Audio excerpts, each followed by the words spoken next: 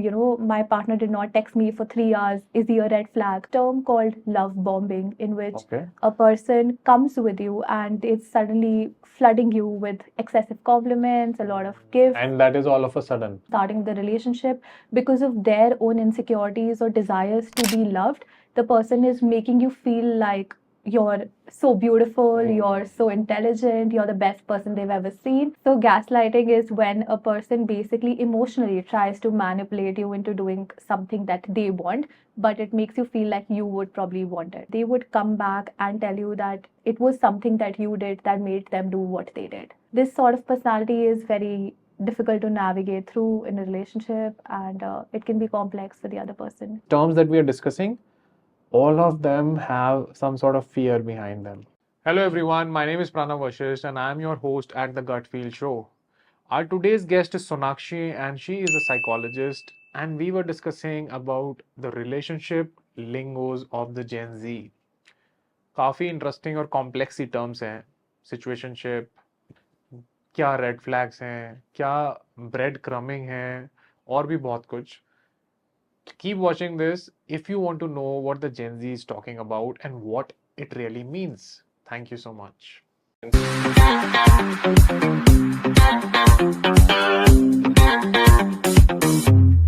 Hello Sonakshi, welcome to the Gut Feel Show. How are you doing? I'm doing great. Thank you for having me. I would like to begin from your work. You are a psychologist. What is your opinion about the type of cases that you're seeing, the type of situation that you're seeing around? What is the scenario, especially maybe around relationships or whatever is your observation? Yeah, so today I feel whoever we meet, whether they are adolescents or people who are working or people in school, there is a lot of disturbance that is coming with us with the uncertainty of relationships.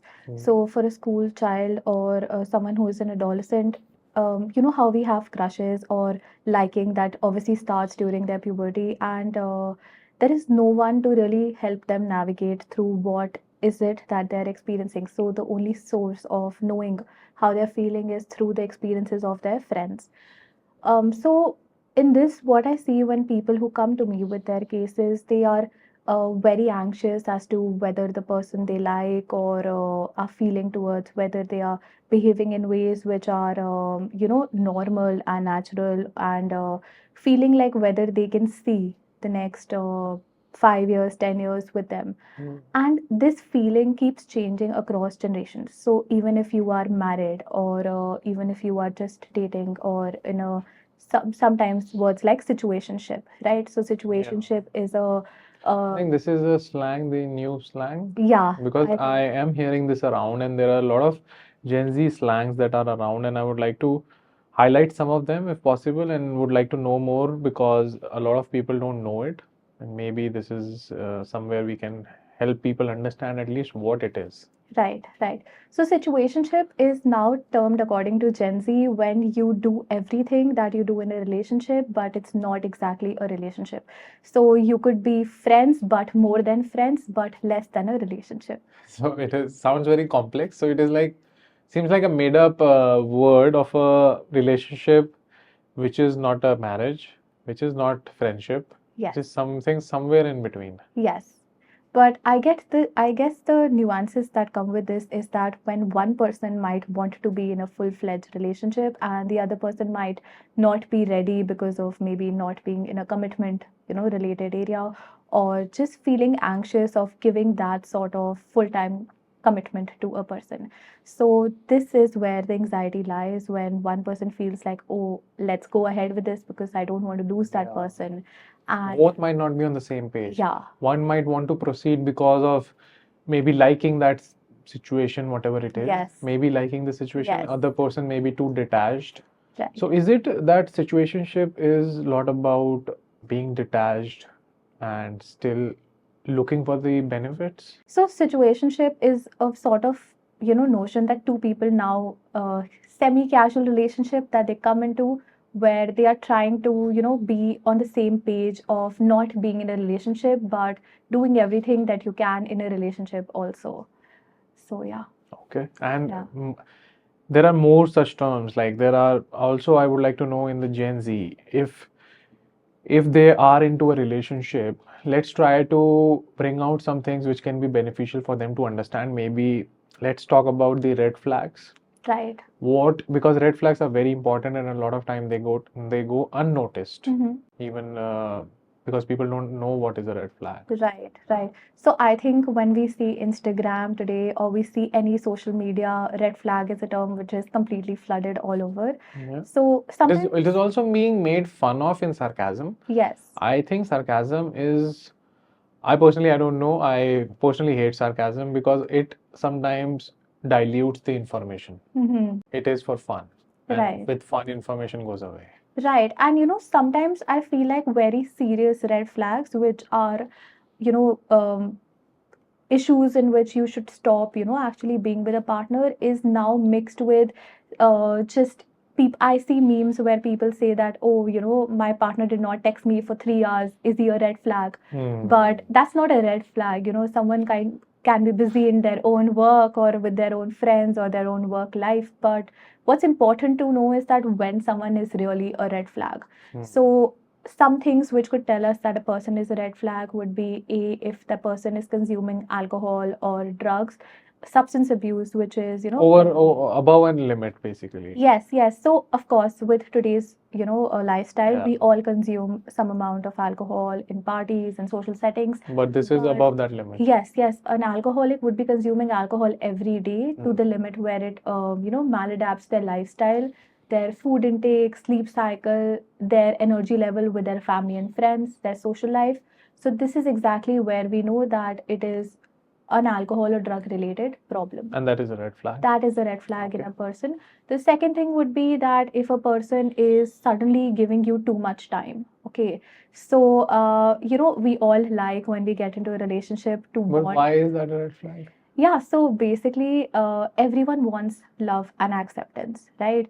But when you feel that it's a new relationship and you've just got into it and you're getting compliments and gifts And a bit too much of it. So this term called love bombing, in which Okay. a person comes with you and it's suddenly flooding you with excessive compliments, a lot of gifts. And that is all of a sudden. Yes, it's all of a sudden. It's not so. Okay, gifting a person for special occasions, that's completely normal. That's something everyone accepts and would want. But making it up and doing it every day. Yes. And this also happens that after that, a person might stop doing it after a while. So when, you give someone these sort of, compliments and gifts, you want them back in return, and it might not happen in that much quantity. Plus, I think what you're doing in this is, when people do this, is they are spiking the wave, the sine wave up, which is the happy moment. Right. And this will not continue forever. Right. When the wave goes down, during the lows, the same person might look different. Of course. And that is where I think consistency matters Right. over spikes. Because the more the spikes, I think the chances of breaking a relationships are more.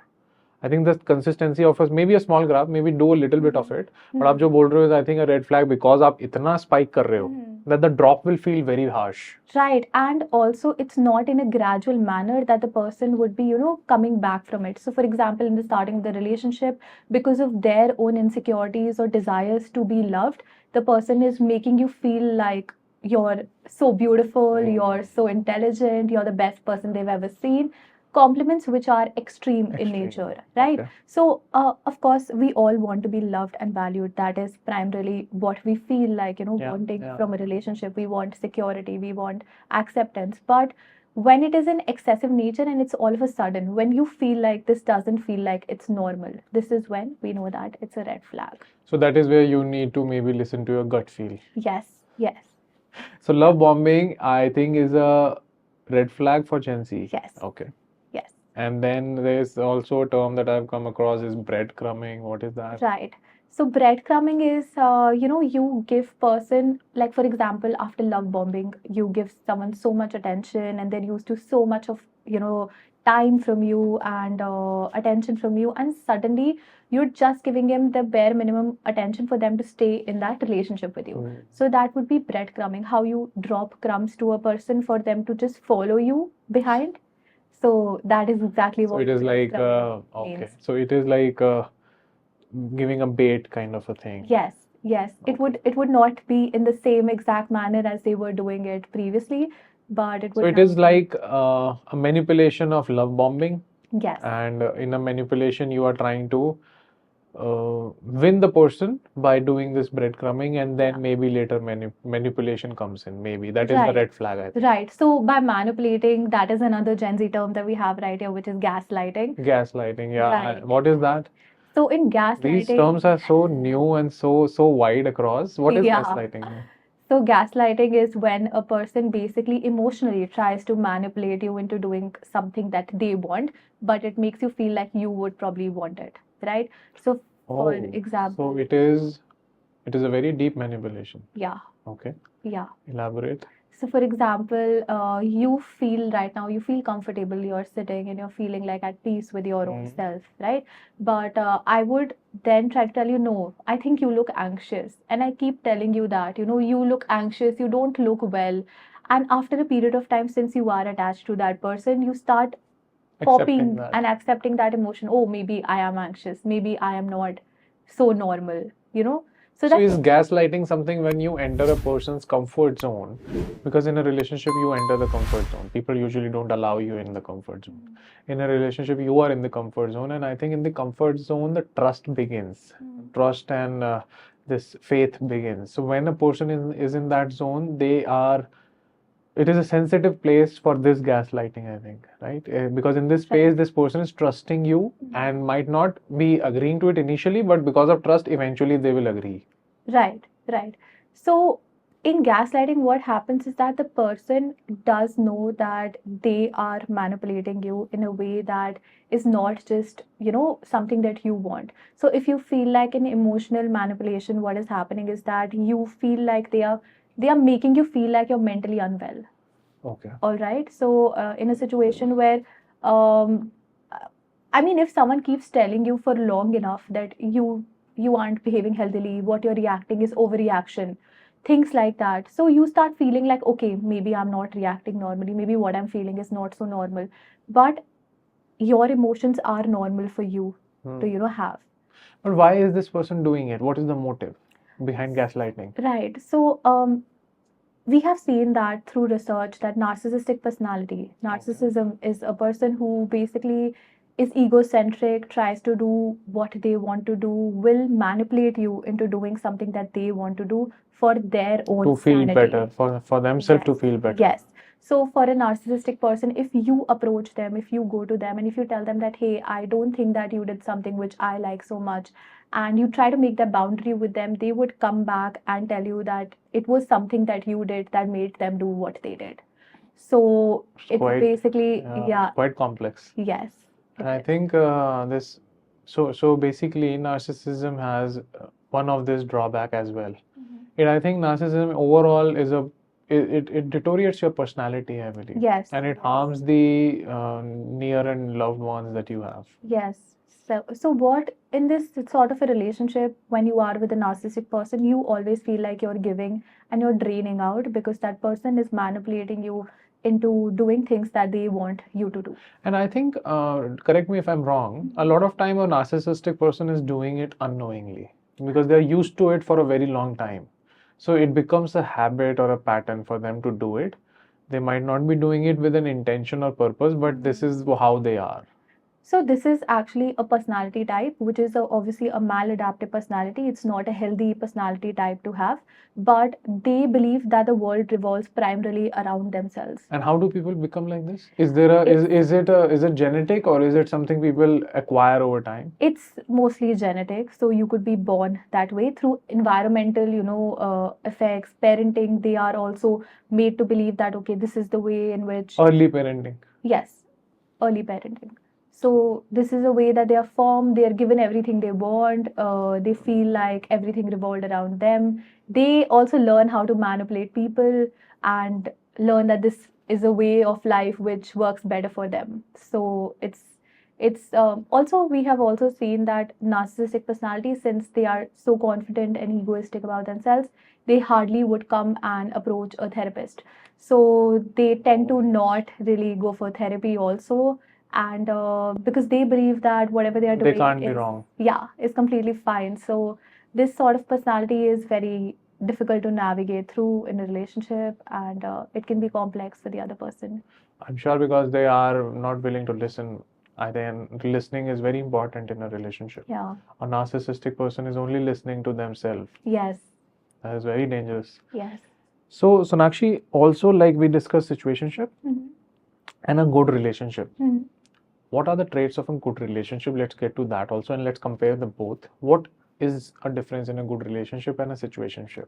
Right. So a healthy relationship will make you feel loved and comfortable. You know, they will listen to you and value you.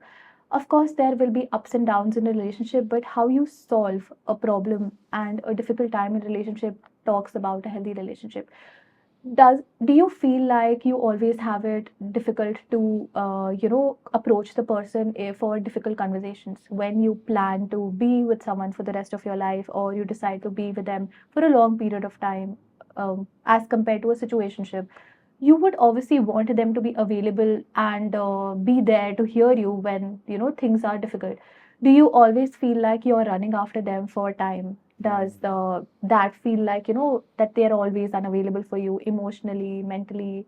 Sometimes, of course, some people are more busy and they might have an hectic schedule, but is it that you're always running after them and you feel lost, that okay, I don't know what is happening? So these are ways in which you know that.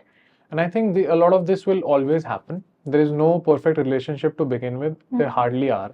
There might be. I have heard stories where people have had less of problem. I don't know if that is true. But I think most of the time, because a relationship is two different people trying to be together, a lot of things rub off, and anything rubbing off will cause friction. And I think these complications come in. But I think what is important is that in a good relationship, two people are ready to adjust. Right. I think that adjustment is the key to a good relationship. Is that right? Right. And also growing through time. So, of course, like, we all have issues. We're two different people who are parented a different way, grow up in different environments, cultures. Everything is so different. But how, okay, let's say a problem happens and you feel like, okay, this is something that the other person is not so comfortable in. For example, I might be an extroverted person. I love to go out. I love to be with people. That gives me energy. But my partner might be an introverted person and they might get energy from just being at home, wanting to spend their weekends in. But how we come to a common point in that and how we navigate through this would be a sign of a healthy relationship. Whereas an unhealthy relationship would be when I'm scared to tell my partner that I want to go out because I feel like they might burst on me and they will feel like, okay, I never give them time. I never feel that understanding towards what they're doing. So that would be a sign of a unhealthy relationship. Okay. And I think there are also at times, okay, people might call it a situationship with the cool word that it is, but I think at times both the people might be interested to be together. So maybe some situationships can also convert into a relationship. Right. They might start like that. Yes. To explore things and to understand, because I think situationship, I don't know if I'm right, but as per my observation, situationship comes with fear. You get into a situationship because you're scared of commitment. Right. I think people want least of commitment because people have heard too much of heartbreaking stories.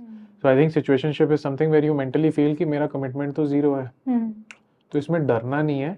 Just let's try things out और commit बाद में करेंगे. Right. I think it is seeded in fear. Right, of course, it comes from a place where someone has not got the emotion or the love they gave at some point of time. They're scared of being vulnerable with someone again. So it is basically a situation in which they're not exactly ready to be with someone. But what is important is that, like, if you are with someone who's, in a situationship with you, and you might be the person who's wanting to convert it into a relationship, or the other person might be wanting it, to be able to communicate your needs is very important. To also be able to navigate healthy boundaries. So it is important, even if it's not a full-term relationship, but you are two people who've decided to be together in some way or the other. You should be able to tell them what your needs are. If you want more out of the specific equation that you're in, you should be able to communicate. Communication is important, and adjustment is important. Yes. I think there's no perfect recipe to relationship, but I think these few things, if people can mix and match, maybe things definitely work out. There are a lot of healthy relationships also. I think they should be highlighted.